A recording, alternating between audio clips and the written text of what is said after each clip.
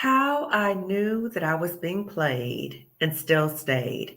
I'm referencing staying at a toxic job. This is for Black women in toxic jobs. If you are in a similar situation where you know you can see the writing on the wall, you know that you're being played in some ways, but you still stay, this video is for you. And I'm being very transparent in this video. I don't have any notes. I'm telling you in terms of my own experiences in the hope that you can learn something from my lessons learned. If you don't know me already, I'm Dr. Kamani. I'm a licensed clinical psychologist, a toxic job survivor, and a toxic job liberator for Black women. On my channel, I focus on ways to support Black women leaving and healing from toxic jobs. So no matter where you are on the continuum of not liking your job and wanting to leave, this channel is for you. So again, I wanted to be very transparent with this video and share with you. It's going to be like story time. So you can hear as I'm telling about my story of peeping what was going on, seeing what was happening, but yet I stayed, and I stayed at a cost. And this might be happening to you. Okay. So I used to work as a clinical psychologist, and there were a number of things that happened, and I was called into the office one day without warning, without notice, that a position that I had been promoted to, that it was being phased out. Okay, so they said that it was no longer a full-time position. It was being phased out, even though I was working up and above full-time and doing extra duties. So I was like, okay, I'm taking it in stride because I'm committed to the work, just as you may be committed to the work. I've heard of so many Black women who have talked about their positions have been phased out. So this, you might relate to this. So, they tell me the position was phased out. So I'm thinking, okay, well, that position is phased out. That's okay. I was promoted previously, so I'll just go back to that position. No. So what they did to me was they said, no, you can't go back to the position that you were promoted from. You're going to go all the way back to your entry-level position.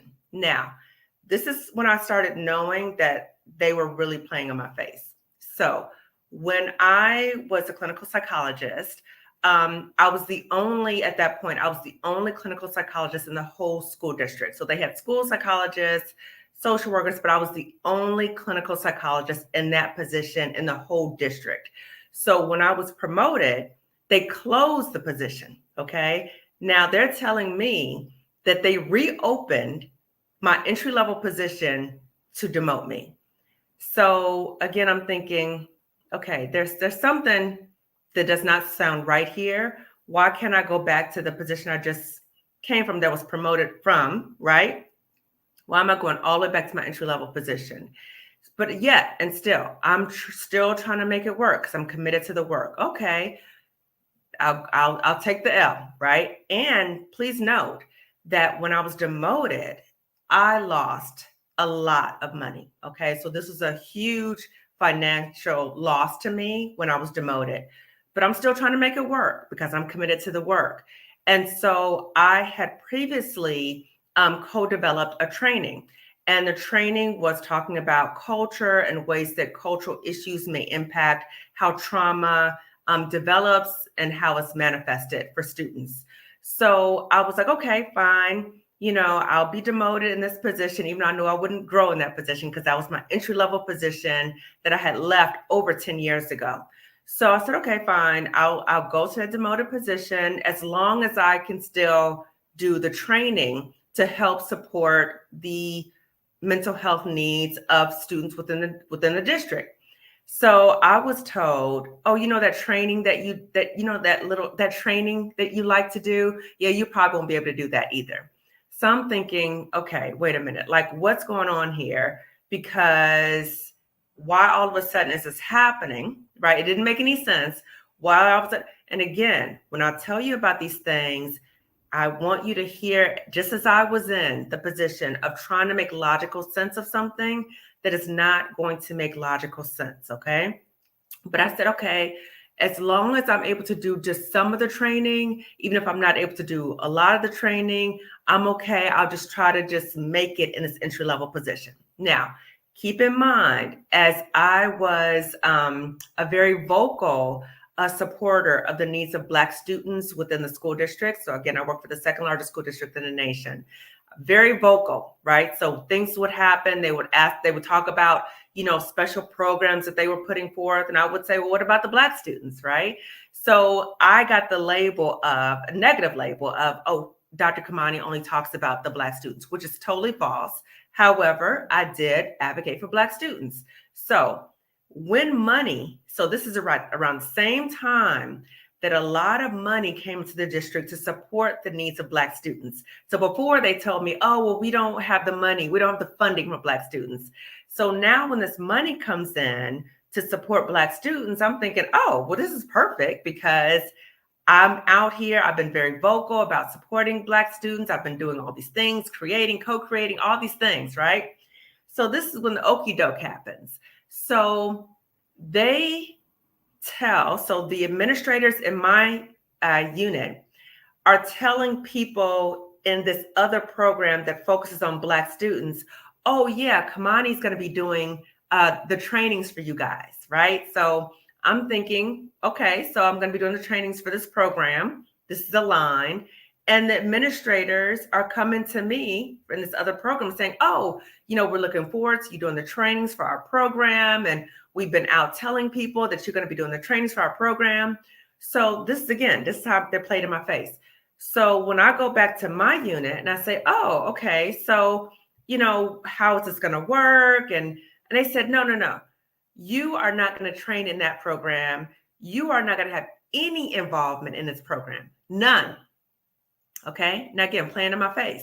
So I am still thinking, okay, wait a minute. The administrators in the program are telling me yes. My unit is saying no, but apparently they're telling the people in the other unit that I am going to be doing the training, right? Playing in my face. So I got wrapped up in this. Oh, I'm going to prove them. I'm going to talk to people and I'm going to make these trainings happen. But it became apparent to me that they were putting the need to put me in my place above meeting the needs of Black students. They didn't care about that.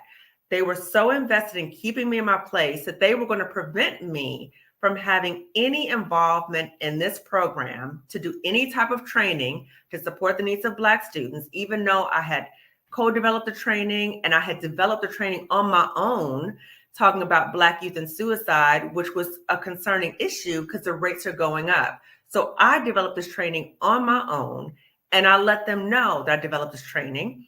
And they told me, oh, thank you for the information.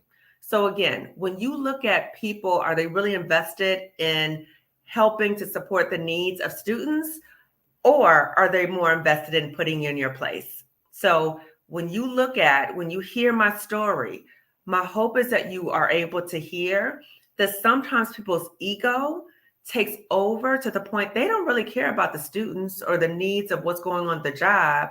They are more invested in putting in your place. And you may recognize what's going on, just like I recognized what was going on. I saw what was going on.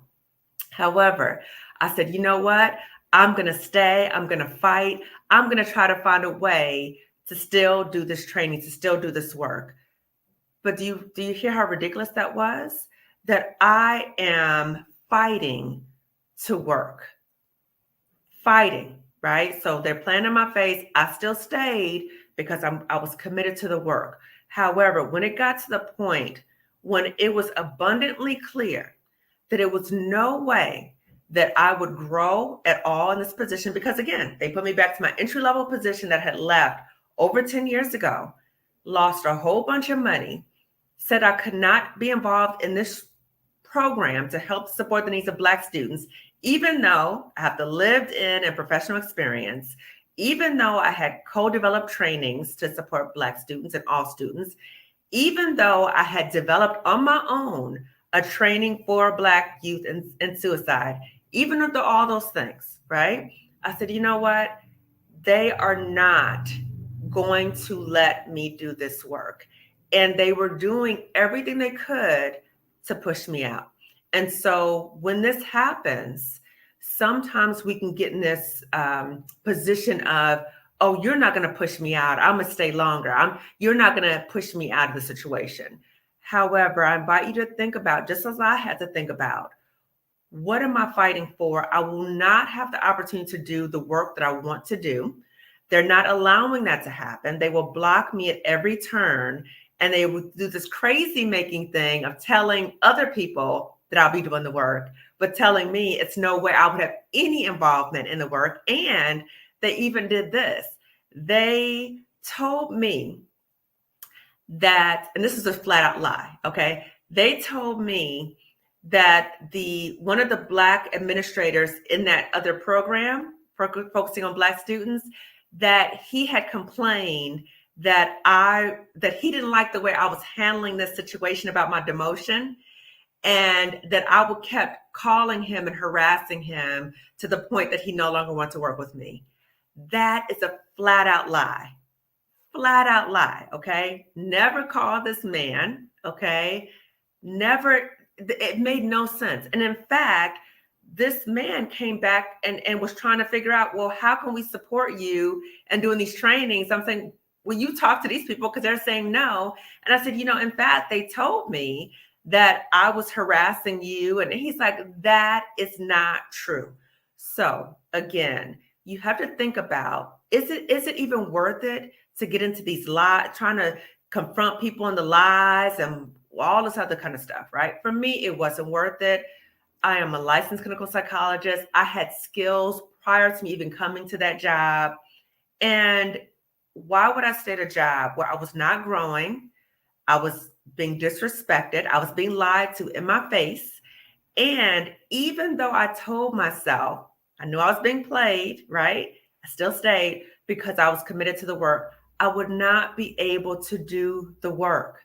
I was not able to do the work. They blocked me at every turn. Okay. So when this happens, when you encounter this much resistance, this much dishonesty, this much lying, you have to ask yourself, is it really worth it?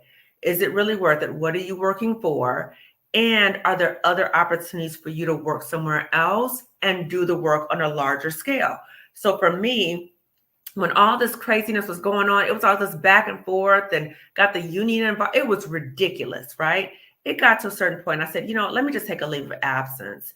And when I was on that leave of absence, it really gave me an opportunity to really clear my head and not being in all that nonsense, that back and forth. And I was able to say, wait a minute, I didn't go to school to do this job. I went to school to become a clinical psychologist, which I am. So this is not the only place where I can be a clinical psychologist. In fact, there was only one position right for me.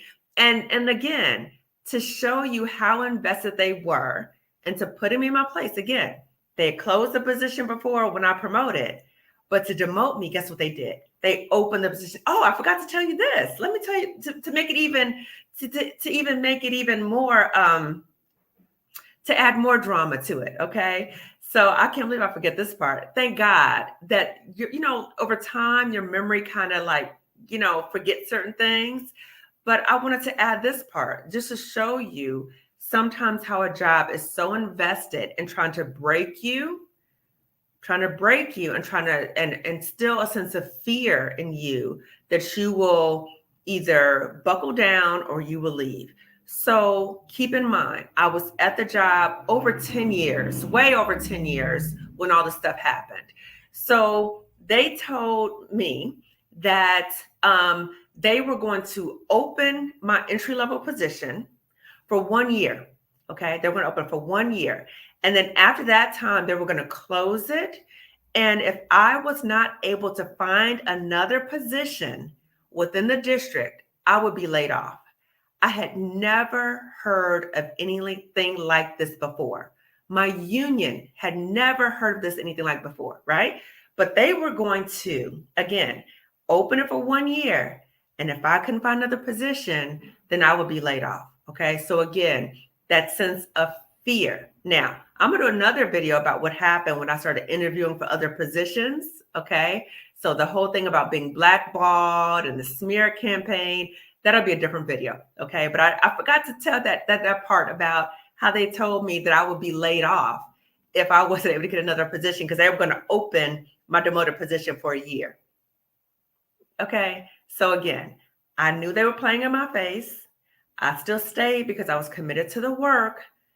My hope, sis, is that even though you're committed to the work, that you recognize at a certain point, it's not worth it. Are there other places where you can still do the work, particularly when they are preventing you from even doing the work? You're fighting, you're working to work. Okay. So for me, it was ridiculous.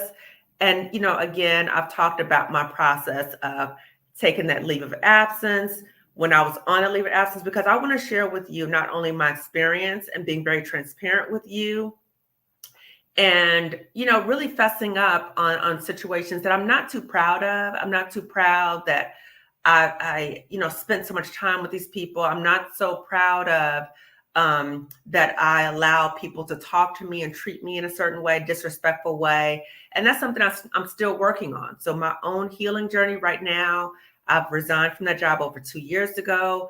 I'm still healing from it. There are times I'm reminded of things that happened that I'm still like beating myself up. Like, why did you do? I have to say to myself, let that go. Just like for you, you might be saying to yourself, let that go. So again, for me, I took that leave of absence. And when I'm sharing these things with you, I want you to be able to hopefully hear the lessons learned as I'm being very transparent with you. But I also want to share with you the how to get out, that you do have options. Because when I was in the thick of it, when I was fighting these people so much, I was so consumed with fighting them that I could not envision leaving that job. I could not envision what other options I had besides that job. Even though I was trained to do something, I was trained and I had all these skills and all these other things before I even came to the job. But that's part of the mind trick. That's part of the fear. Is that I thought, what am I going to do? Oh my God, what am I going to do? Just like you might be watching this video right now and thinking to yourself, what am I going to do if I'm not at this job? What am I going to do? Okay. And so when I talk to you about the how, I want you to know that I'm going to be transparent with you about that. Okay. So took that leave of absence. And then when I was on that leave of absence, I was in coaching and I was able to pivot to the skills that I had before I came to the job, right? So I was able to pivot to do telehealth. So think about, as you're watching this video, think about and reflect on, and maybe not even while you're watching the video, maybe later, reflect later on what are the skills that you already have before you even came into the job, or even that you developed at that job, that you would be able to pivot somewhere else. Okay, either doing something on your own and or getting another job. I want you to know that you have options. I will continue to let you know that you have options, even if it feels like you don't, because you may be so consumed with what's happening to you right now. You might be so beat down with what's happening to you right now. And I know, I can remember it like it was yesterday. I was in this state of fighting them. And when you think about what's happening at your job, sometimes the timing may be like one of the worst times of your life. You might be dealing with other things going on in your life and dealing with the job thing. And you might think, I don't have the energy to start doing anything else, right?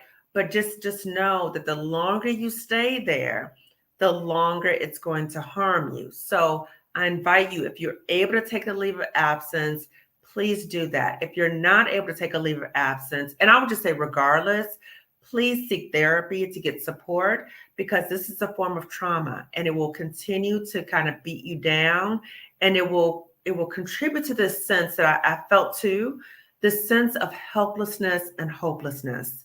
And that is a very dangerous place to be in, because you start feeling like there's nothing that you can do to make it better, and that life cannot be any better for you besides this job. And so I want to caution you, if you're starting to have that feeling, to really seek therapy and make sure that you are with a therapist who can really understand you and validate you. Okay. So I have information in my description section about how to find a Black therapist and therapy resources. So I want to invite you to really check those things out. I also have other resources in my description section. Again, these are options for you to utilize, but you need to be open to exploring them, okay?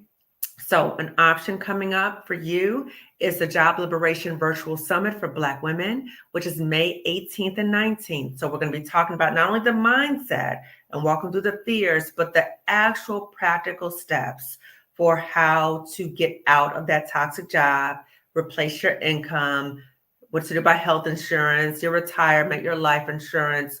So many things we're going to be covering, okay? So May 18th and 19th, the information to learn about the Job Liberation Virtual Summit for Black Women will be in the description section, okay? So I'm signing off. Again, wanted to come on very transparent.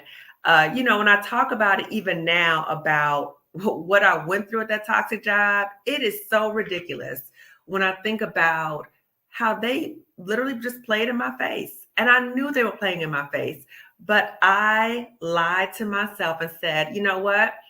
I know they're lying in my face, but I'm committed to these kids. I'm committed to doing this work. I'm just going to stay and I'm going to fight.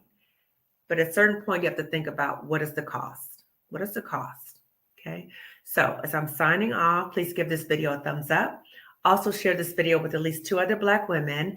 And if you have not already subscribed to my channel, please do so. Lifting Up to Climb Consulting Wellness Services. And again, the Job Liberation Virtual Summit for Black Women is coming up May 18th and 19th. Click in the link description section and you will be on the waiting list. So when early registration opens, you will be notified. Okay, so I'm signing off and I'll talk to you later. Bye.